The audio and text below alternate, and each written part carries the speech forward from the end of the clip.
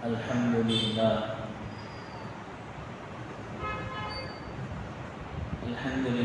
نحمده ونستعينه ونستغفره ونؤمن به ونتوكل عليه ونعوذ بالله من شرور أنفسنا ومن سيئات أعمالنا من يهده الله فلا مضل له ومن يضلل فلا هادي له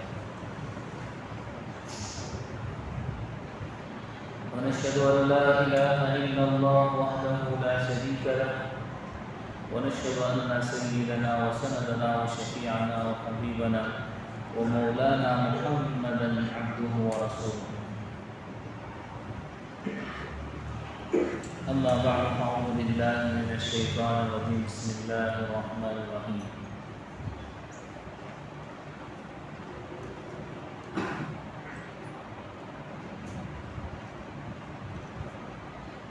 لقد كفر الذين قالوا إن الله هو المسيح ابن مريم. صدق الله العظيم وصدق رسوله النبي الكريم ونحن على ذلك لمن الشاهدين والشاكرين والحمد لله رب العالمين. وقال النبي صلى الله عليه وسلم ليوشكن أن ينزل فيكم ابن مريم حكما وعدلا فيكسر الصليب ويقتل الخنزير ويزرع الجزية أو كما قال عليه الصلاة والتسليم. اللهم صل على محمد وعلى آل سيدنا محمد وبارك وسلم. اللهم صل على محمد وعلى آل سيدنا محمد وبارك وسلم. اللهم صل على سيدنا محمد وعلى آل سيدنا محمد وبارك وسلم.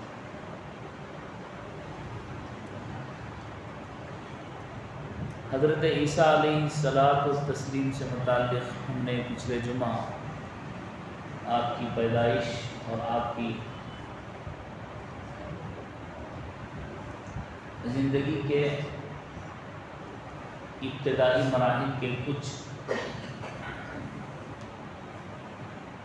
واقعات اور باتیں جو قرآن کریم نے بیان فرمائی اس کو ہم نے سنا.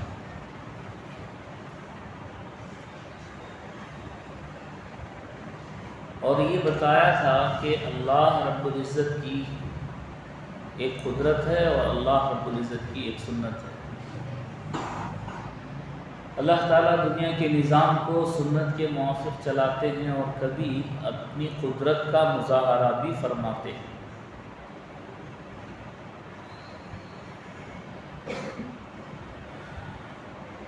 اللہ تعالیٰ نے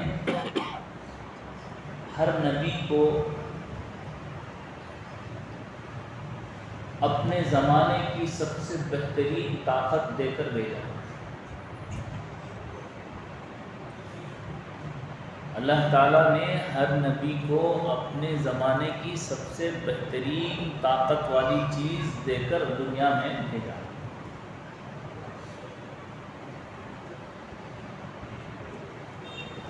حضرت آدم علیہ السلام کو اللہ نے پیدا فرمایا اور آپ کی ذریت کو، تو لوگوں کو چیزوں کے نام معلوم نہیں تھے، تو اللہ تعالیٰ نے آپ کو نام الہام فرمائے. وعلم آدم الاسماء کلها. اور اسی طرح بعد کے تمام نبیوں کو بھی اللہ تعالیٰ نے اس زمانے کی سب سے بہترین اور سب سے طاقتور چیز عطا فرمائی. حضرت سلیمان، حضرت داؤد علیہ السلام کے زمانے میں جنگ و جدال کا زور تھا اور صنعت کاریگری عروج پر تھی، تو اللہ تعالیٰ نے حضرت داؤد علیہ السلام کے لیے لوہے کو نرم فرما دیا. لِتُحْسِنَكُم مِّن بَأْسِكُم. تاکہ تم اپنے آپ کو بچا سکو جنگ کے وقت. اور اسی طرح ہر نبی کو سب سے بہترین وقت کی چیز اللہ نے عطا فرمائی. رسول اللہ صلی اللہ علیہ وسلم کے زمانے میں عربی زبان پر، عربی بولنے پر، اشعار کہنے پر اور عربی زبان پر اپنے آپ کو فخر حاصل کیا، اور بہترین سے بہترین الفاظ فصیح اور بلیغ بیان کرنے کو اپنی شان اور فخر سمجھتے تھے۔ اسی لیے عرب اپنے آپ کو عربی اور دوسرے کو عجمی کہتے تھے۔ عجمی کہتے ہیں گونگا، نہ بولنے والا، یعنی عرب کی زبان کے مقابلے میں کوئی زبان ہی نہیں ہے، گویا کہ گونگا ہے۔ لیکن اللہ رب العزت نے تمام کلاموں کو مات دینے والے اور تمام کلاموں کے اوپر حاوی ہونے والے کلام اللہ کو اللہ نے نازل فرما کر رسول اللہ صلی اللہ علیہ وسلم کے زبانی آپ کو وہ بہترین طاقت اور قوت عطا فرمائی جو زمانے میں بڑی طاقت سمجھی جاتی تھی۔ عربی بولنا اور عربی زبان کو فخر کرنا، اشعار کا یاد رکھنا، فصیح بات کہنا، اپنے آپ کو بڑا فصیح سمجھتے تھے، یعنی ایسی بات جو بہت ہی زیادہ باعزت ہو، ایسا کلام جو بہت ہی زیادہ احترام والا ہو۔ اب ایسا کلام کہ جو 1400 سال سے جب سے اترا ہے لوگوں کو عاجز کیے ہوئے ہے، ایسا کلام کوئی پیش نہیں کر سکتا بنا کر، کوئی اپنے علم اور فن سے اس کی مثال پیش نہیں کر سکتا۔ قرآن نے خود اس کا چیلنج کیا ہے اور بتلایا ہے، قُلْ فَأْتُوا بِسُورَةٍ بِعَشْرِ سُورَةٍ عَلَىٰ أَن يَأْتُوا بِمِثْلِ هَٰذَا الْقُرْآنِ۔ یہ سب قرآن کریم کی آیات ہیں جس میں اللہ کہہ رہا ہے اس جیسا قرآن لے کر آؤ، اس جیسی 10 سورتیں لے کر آؤ، اس جیسی ایک سورت لے کر آؤ، تو لانے سے عاجز ہے۔ لیکن یہاں پر ایک بات میں کہہ دوں، مسلمان جس کے لیے قرآن کریم نازل ہوا ہے وہ کہتا ہے کہ مجھے پڑھنا نہیں آتا، اپنی زبان سے، اپنے مذہب کی زبان سے ناواقف ہونا اپنے دین سے غداری ہے۔ شاید یہ لفظ برا لگے، مجھے بھی برا لگ رہا ہے، شاید آپ کو بھی برا لگے۔ اپنے مذہب کی زبان کو کہنا کہ مجھے نہیں آتا اور اس سے ناواقف رہنا اپنے مذہب سے غداری ہے۔ دوسروں کے مذہب کو، دوسروں کی لینگویج کو حاصل کرنے کے لیے کیا کچھ نہیں کر رہے، کیا کچھ نہیں کر رہے بھائی، تھوڑی سی انگریزی سیکھنے کے لیے تاکہ ہمیں جو ہے دنیا میں کچھ کمانے کا ذریعہ معاش مل جائے، ہم کیا کچھ نہیں کر رہے ہیں۔ اپنے بچوں کی نیند کو بھی قربان، ان کے راحت و آرام کو اور اپنے راحت و آرام کو اور اپنے پیسے کو، اپنی جان کو، اپنے مال کو، وقت کو، سب کو لگا رہے ہیں تاکہ وہ زبان سیکھ لیں۔ اور اپنے مذہب سے غداری ہے، اپنے مذہب سے بے وفائی ہے، اپنے مذہب کی زبان سے ناواقفیت ہے، صاف کہہ دیتے ہیں مجھے نہیں آتا۔ اور جاننے کے لیے کیا کیا ہے، کیسے آ جائے گا، کیسے آ جائے گا؟ گھر بیٹھے انگریزی زبان آ گئی، کنڑ زبان آ گئی، اس کے لیے تو نکلنا پڑا اور ٹیوشن، اسکولز کی فیسیں بھرنی پڑی، جان کو لگانا پڑا، وقت کو لگانا پڑا، آنا اور جانے کی محنت کو برداشت کرنا پڑا، غیروں کے سامنے پرنسپل اور اس کے سامنے ہاتھ جوڑ کر کھڑا ہونا پڑا تاکہ ہمارے بچے کو پوزیشن حاصل ہو جائے، وہ کچھ علم حاصل کرے۔ اتنا کرنے کے بعد تو لینگویج، وہ زبان ہمارے ہاتھ آئی اور ہم اپنی زبان کے لیے، اپنی تعلیم دینی حاصل کرنے کے لیے کیا کر رہے ہیں؟ اس کے لیے کچھ نہیں کر رہے ہیں، بس اتنا کہہ رہے ہیں کہ ہمیں نہیں آتا۔ بھائی گھر بیٹھے تو کوئی بھی چیز نہیں آتی، اور اپنے پاس تو کوئی ایسا جادوئی منتر بھی نہیں ہے کہ اس کو پڑھ لینے کے بعد ساری زبان آٹومیٹک بیک وقت اپلوڈ ہو جائے، ایسی کوئی چیز بھی نہیں ہے۔ یہاں یہ بات رکھ لیں، یاد رکھ لیں کہ اپنے دین کی زبان سے اور اپنے دین سے ناواقف ہونا اپنے دین سے غداری ہے۔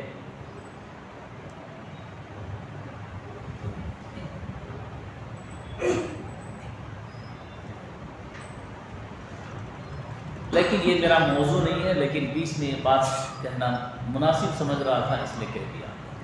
تو اللہ کے رسول صلی اللہ علیہ وسلم کے زمانے میں عربی زبان کو بہت ہی زیادہ فوقیت اور طاقت اور قوت سمجھی جاتی تھی، تو اللہ نے وہ حضرت موسیٰ علیہ السلام کے زمانے میں جادوگری کو بڑا فروغ حاصل تھا. فرعون کے دربار میں سمجھتے تھے کہ جادوگری بہت بڑا فن ہے. لیکن حضرت موسیٰ علیہ السلام کو اللہ تعالیٰ نے معجزہ دیا تو ایسا معجزہ دیا کہ سب کے سب جادوگر کہنے لگے کہ یہ جادو نہیں ہے.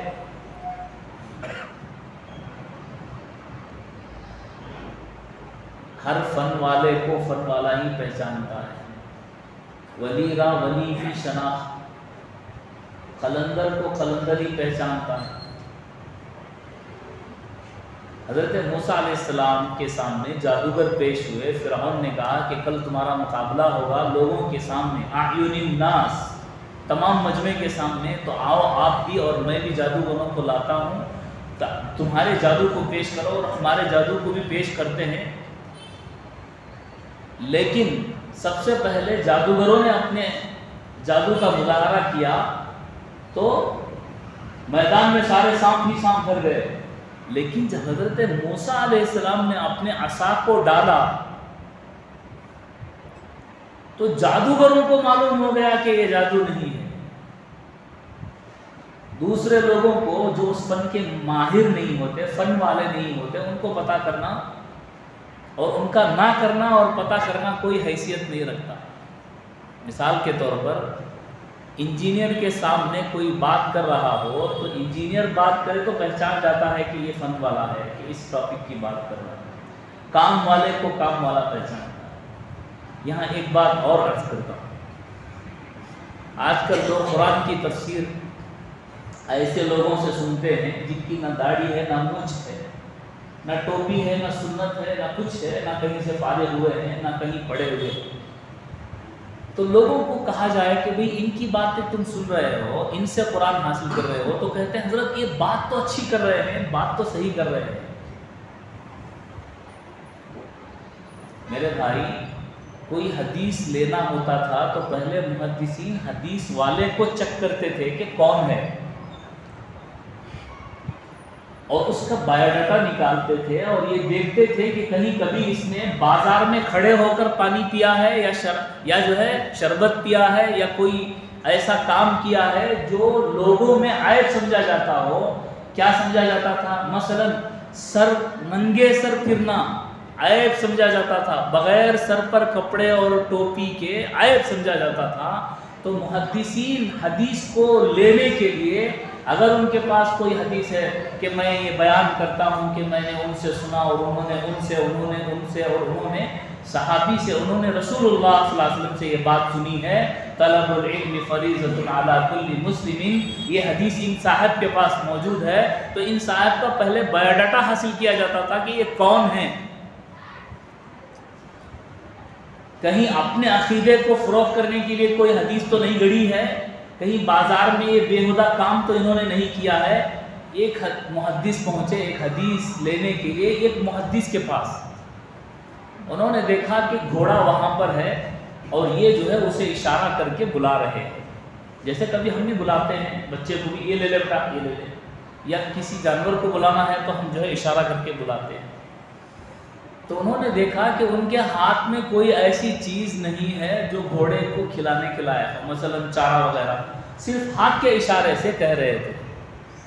تو ان محدث نے ان کو دیکھا اور کہا کہ یہ تو جو تمہارے ہاتھ میں کچھ نہیں ہے، تم نے بلایا گویا کہ گھوڑے کو دھوکہ دینا ہوا کہ تمہارے پاس کچھ ہے نہیں، تم نے اشارے سے اس کو بلایا اور حدیث ان سے حاصل کیے بغیر چلے گئے واپس. اتنی سی بات پر حدیث واپس لیے بغیر، ان سے حاصل کیے بغیر چلے گئے. آج ہم لوگ ان کے پاس دین کو سن رہے ہیں، تفسیر کو سن رہے ہیں جو صفاً صفا سنت مصطفیٰ ہو چکی ہے، جو دنیاوی کام سے بھی ریٹائرڈ ہو چکے ہیں. دیکھیے نوکری 55 سال کی عمر ہے، اب وہاں سے گورنمنٹ نے ریٹائر کر دیا، ابھی اب آپ کام کے لائق نہیں ہیں. اگر کام کے لائق ہوتے تو اچھی پوسٹ پر رکھا جاتا. اب retired doctor, retired professor, retired فلاں کیا کر رہے ہیں؟ قرآن کی تفسیر کر رہے ہیں. جو دنیا کے کام سے بھی ریٹائرڈ ہو گئے وہ دین کے کام میں اب لگے ہوئے ہیں. اب یہ کہہ رہے ہیں کہ قرآن کریم کے بارے میں میری یہ تحقیق ہے اور لوگوں کو گمراہ کر رہے ہیں. اب مجھے یہ بات یہ کیوں کہنی پڑی؟ میں یہ کہہ رہا ہوں کہ اب فن والے کو معلوم ہے کہ قرآن کی 1000 آیتیں وہ پیش کریں اور حدیثیں 1000 وہ پیش کریں، کسی عالم کو ان کے سامنے بٹھا دو، پتہ چل جائے گا کہ حدیث کا مفہوم کیا بیان کر رہے ہیں، قرآن کی آیت کیا بیان کر رہے ہیں۔ ولی را ولی می شناخت، فن والے کو فن والا ہی پہچانتا ہے۔ جس طرح موسیٰ علیہ السلام کے جادوگروں کو سامنے جو دیکھا وہ پہچان گئے کہ یہ جادو نہیں ہے، یہ معجزہ ہے جو اللہ کی طرف سے آیا ہے، ہم ان کا مقابلہ نہیں کر سکتے۔ فَقَرُّوا لَهُ سُجَّدًا، سب کے سب جو ہے سجدے میں گر گئے اور کہا آمنت برب ہارون و موسیٰ، آمنا برب ہارون و موسیٰ، ہم نے اللہ پر ایمان لایا جو رب ہے، جو اللہ ہے حضرت موسیٰ اور حضرت ہارون کا۔ فوراً گر گئے سجدے میں۔ تو فن والے کو فن والا ہی پہچانتا ہے۔ الغرض بات کہیں سے کہیں چلی گئی۔ تو میں کہہ رہا تھا حضرت انبیاء علیہ السلام کو اللہ تعالیٰ نے وقت کی سب سے سپر پاور طاقت دے کر، سب سے بہترین طاقت دے کر بھیجا ہے۔ تو اللہ تعالیٰ نے حضرت عیسیٰ علیہ السلام کو جب دنیا میں پیدا فرمایا تو اس وقت بھی سائنس اپنے عروج پر تھی۔ آج ہر آدمی یہ کہتا ہے کہ ہر چیز کی کوئی لاجک ہونی چاہیے، لاجک کے بغیر کوئی آدمی کسی بات کو سمجھنے کے لیے تیار ہی نہیں ہے۔ تو اس لیے میں نے کہا اللہ کی ایک سنت ہے اور اللہ کی ایک قدرت ہے۔ بے شک انسان مرد عورت کے ملنے سے اولاد ہوتی ہے، لیکن اللہ کی قدرت یہ ہے کہ بغیر باپ کے حضرت عیسیٰ کو علیہ السلام کو پیدا کر کے اپنی قدرت کا مظاہرہ کریں۔ بے شک آسمان پر چڑھنے کے لیے کسی چیز کی ضرورت ہوتی ہے، جانے اور آنے کے لیے کسی آلے کی ضرورت ہوتی ہے، لیکن بغیر کسی چیز کے اللہ تعالیٰ اپنی قدرت سے حضرت نبی کریم صلی اللہ علیہ وسلم کو ایک ہی رات میں بیت اللہ سے بیت المقدس اور بیت المقدس سے بیت المعمور، بیت المعمور سے عرش معلیٰ تک کا سفر کرا دے، یہ اللہ کی قدرت ہے۔ بے شک آنے اور جانے کے لیے سواری کی ضرورت ہے، لیکن اگر اللہ رب العزت چاہے تو تبوک میں حضرت نبی پاک صلی اللہ علیہ وسلم موجود ہیں۔ حضرت معاویہ لیثی رضی اللہ تعالیٰ عنہ کی جنازے کو پڑھنے کے لیے تبوک سے مدینہ تشریف لے کر آئے، یہ اللہ رب العزت کی قدرت ہے کہ اللہ رب العزت پہنچا ہے۔ بے شک یہ اللہ رب العزت کی سنت ہے کہ کسی چیز کے زندہ کرنے کے لیے انسان کا حیات ہونا، اس میں زندگی ہونا ضروری ہے، تبھی وہ آدمی چل پھر سکتا ہے۔ کسی پتلے کے اندر جان کا پیدا ہو جانا یہ اللہ کی قدرت ہے، اور اللہ رب العزت نے مٹی کے پتلے میں جان ڈال کر حضرت آدم کو پیدا کیا، یہ اللہ کی قدرت ہے۔ اور اسی طرح آسمان پر حضرت عیسیٰ علیہ السلام کا زندہ اٹھا لیے جانا یہ بھی اللہ کی قدرت ہے، اور اللہ رب العزت کا آپ کو زندہ رکھنا آسمانوں پر یہ بھی اللہ کی قدرت ہے، اور واپس زندہ بھیجنا یہ بھی اللہ کی قدرت ہے۔ اب حضرت عیسیٰ علیہ السلام کے زمانے میں حضرت عیسیٰ علیہ السلام کے پاس اللہ نے بڑے معجزے عطا فرمائے۔ وَأُبْرِئُ الْأَكْمَحَ وَالْأَبْرَصَ بِإِذْنِ اللَّهِ وَأُحْيِي الْمَوْتَى بِإِذْنِ اللَّهِ۔ مردے کو کہتے اللہ کے حکم سے کھڑا ہو جا تو مردہ زندہ ہو کر کھڑا ہو جاتا۔ مادرزاد اندھے کے ہاتھ پھیر دیتے اس کی آنکھوں پر تو وہ بینا ہو جاتا، اور اسی طرح برس اور بیماری والے جسم پر اگر ہاتھ پھیرتے تو وہ بھلا ہو جاتا، اور لوگوں کے گھروں میں رکھی ہوئی چیزوں کو حضرت عیسیٰ علیہ السلام بتا دیا کرتے تھے کہ تمہارے گھر میں یہ چیز ہے۔ اس وقت میڈیکل سائنس، میڈیکل اور اسی طرح طبی لحاظ سے لوگ اپنے آپ کو بڑا ماہر سمجھتے تھے، لیکن اللہ تعالیٰ نے حضرت عیسیٰ علیہ السلام کو یہ معجزات دے کر بتلایا کہ تمہارے پاس جو طاقت ہے اس سے بڑھ کر طاقت وقت کے نبی کے پاس موجود ہے۔ اس کا مطلب یہ ہے کہ اللہ رب العزت قادر مطلق ہے، یہ سب چیزیں اسی کی دی ہوئی ہے۔ وہ چاہے تو سنت سے دنیا کو چلائے، سنت کے تقاضے سے، چاہے تو قدرت کے تقاضے سے چلائے۔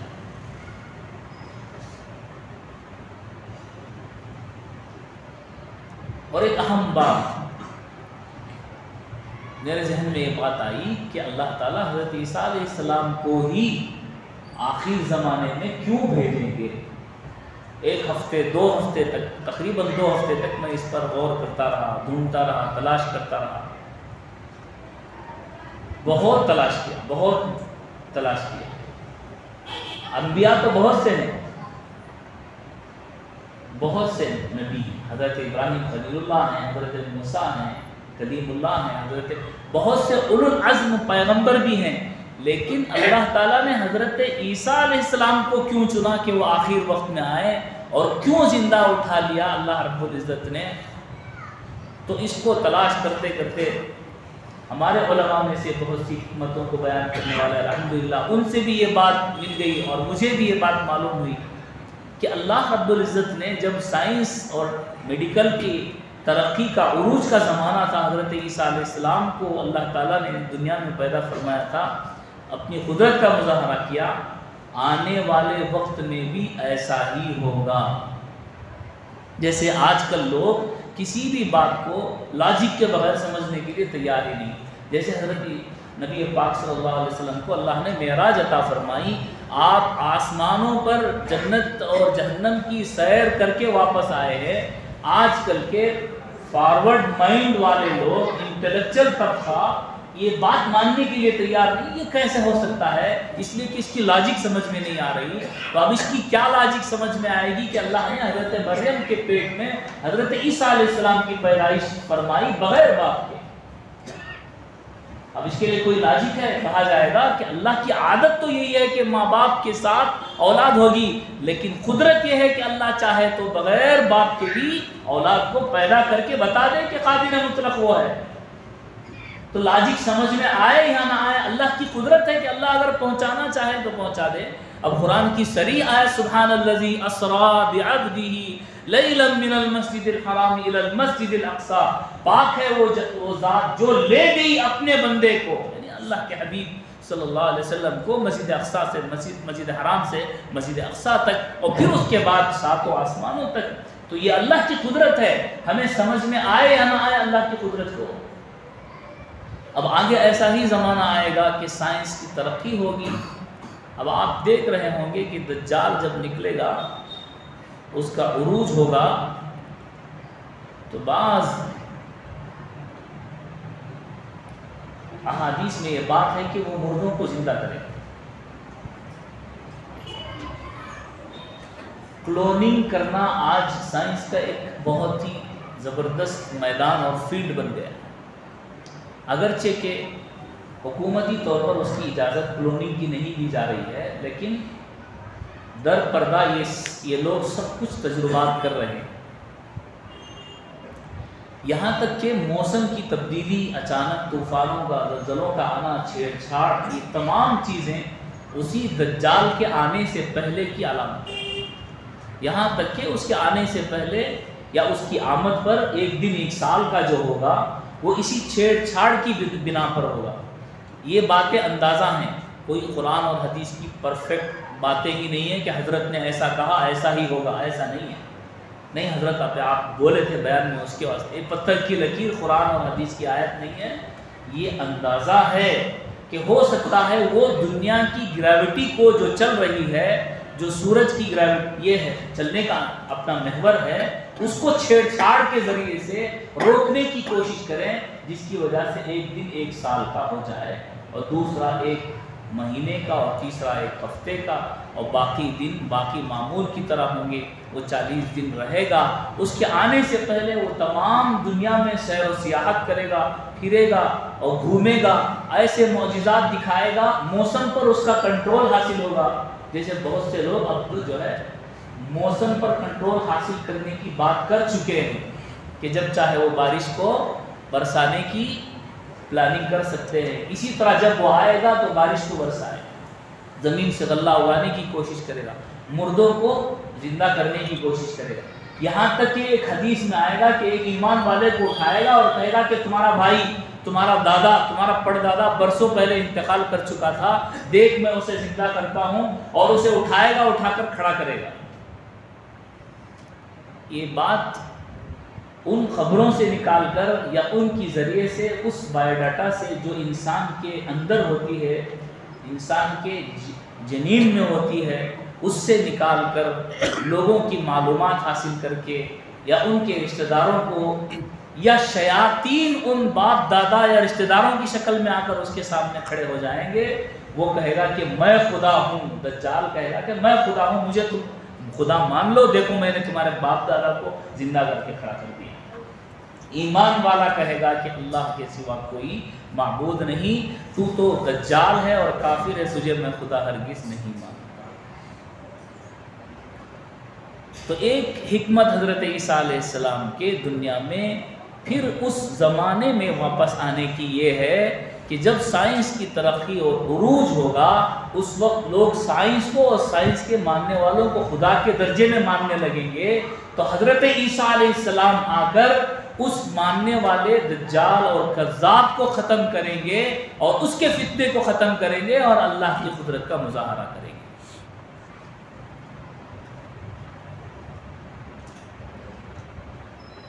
اس لیے کہ روحانی اعتبار سے حضرت عیسیٰ علیہ السلام کی شخصیت واپس آنے کے بعد یا اس وقت بھی اتنی پاورفل ہوگی کہ شیطانی طاقت دجال کی جتنی ہوگی, روحانی طاقت حضرت عیسیٰ علیہ السلام کی اتنی ہی ہوگی. جو ان کا مقابلہ ہوگا, یہاں تک کہ حضرت عیسیٰ علیہ السلام کو دیکھتے ہی نمک کے پگھلنے کی طرح دجال پگھلنے لگے. یہ اللہ رب العزت نے حضرت عیسیٰ علیہ السلام کی سیرت کو شریعت محمدیہ میں قرآن کریم میں بیان کیا ہے. یہ اللہ کے نیک بندے اور روحانی طاقت میں اتنے طاقتور ہوں گے, روحانی طاقت ان کی اتنی زیادہ ہوگی کہ فتنوں کی آماجگاہ, فتنوں کا گڑھ بن جانے والے دجال کے سامنے حضرت عیسیٰ علیہ السلام آئیں گے اور اس کے فتنے کو ختم کریں گے اور اس کو قتل کریں گے. فَيَكْسِرُ الصَّلِيبَ وَيَقْتُلُ الْخِنْزِيرَ وَيَزْرَعُ الْجِزْيَةَ.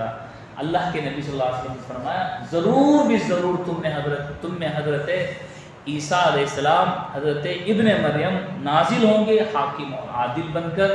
لَيُوشِكُنَّ أَن يَنزِلَ فِيكُمُ ابْنُ مَرْيَمَ حَكَمًا وَعَدْلًا.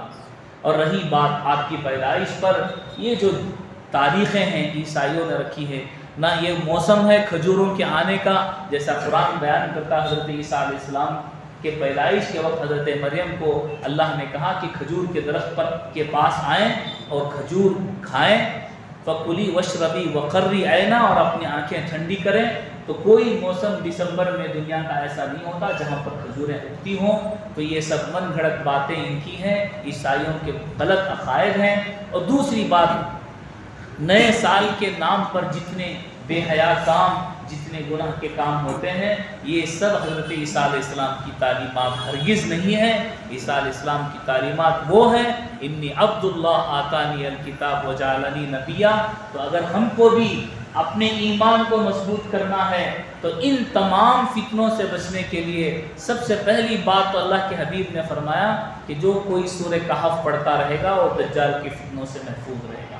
کم سے کم شروع کی 10 اور آخر کی 10 آیتیں یا شروع کی 15 آیتیں بھی یاد کر لے, اس کو پڑھتا رہے, وہ ہر فتنے سے محفوظ رہے گا. اور دنیا کا سب سے بڑا فتنہ ہوگا دجال کا فتنہ. اس کو لوگ سمجھ ہی نہیں پائیں گے, یہاں تک کہ سچے کو جھوٹا کہا جائے گا اور جھوٹے کو سچا. آج یہی زمانہ ہے, 1000 مرتبہ اگر کوئی آدمی جھوٹ بول دے تو 10 آدمی کم سے کم ایسے نکلیں گے جو اس کو سچ سمجھیں. یہ ایسا ہی زمانہ ہوگا, فتنوں کو پہچاننا بڑا مشکل ہو جائے گا اور اس سے فرق وہی لوگ کر سکیں گے جو اس فتنے سے محفوظ رہیں گے. اللہ تعالیٰ ہم سب کو ان تمام فتنوں سے محفوظ فرمائے.